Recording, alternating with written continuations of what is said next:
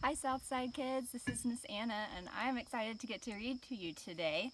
We're going to be reading from the Storybook Bible and we're going to be reading a story about Abraham today whenever God makes a special promise to him. So we'll start with this. And we have Abraham. He's out here and God's speaking to him. Years passed and things didn't get any better. People were still just as cruel and mean to one another. They still got sick and died. God's world was still full of tears. It was never meant to be like this. But God was getting ready to do something about it. He was going to make all the wrong things right, and he was going to do it through a family. Abraham, God said, how many stars are there? God was about to tell his friend a wonderful secret.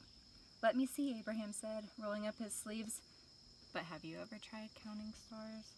Then you know how hard it is.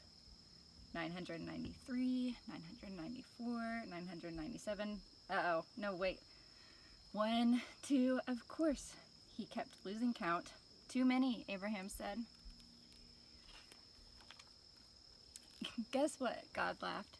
I will give you so many children and grandchildren and great-grandchildren, you won't be able to count them either. Abraham couldn't help giggling at such a wonderful idea. But he stopped himself. How could he have a family? Don't be silly. He didn't have any children, let alone grandchildren. He wiped away a tear.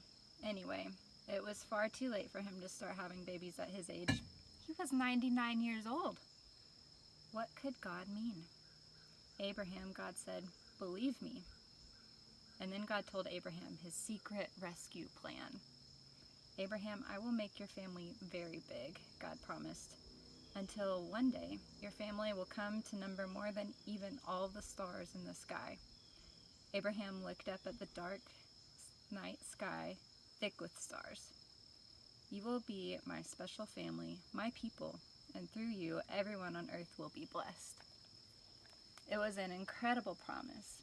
God was going to rescue the world through Abraham's family. One of his great-great-great-grandchildren would be the child, the promised one, the rescuer. But it's too wonderful, Abraham said. How can it be true?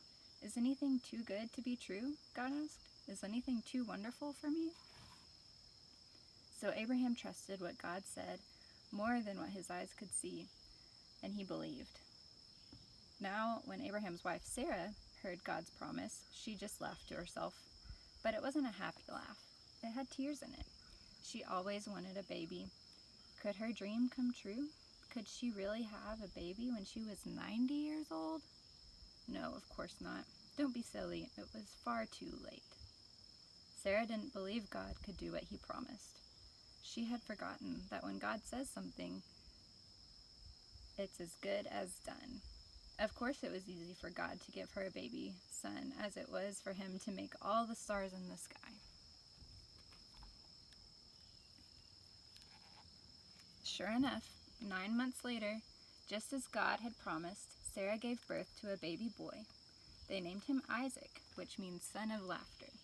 And Sarah laughed, but this time it was a glorious, happy laugh. Her dream had come true.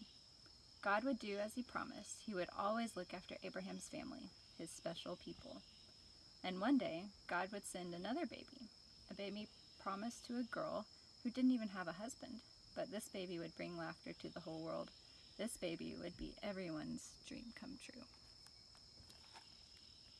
Thank you, and I hope you enjoyed the story today.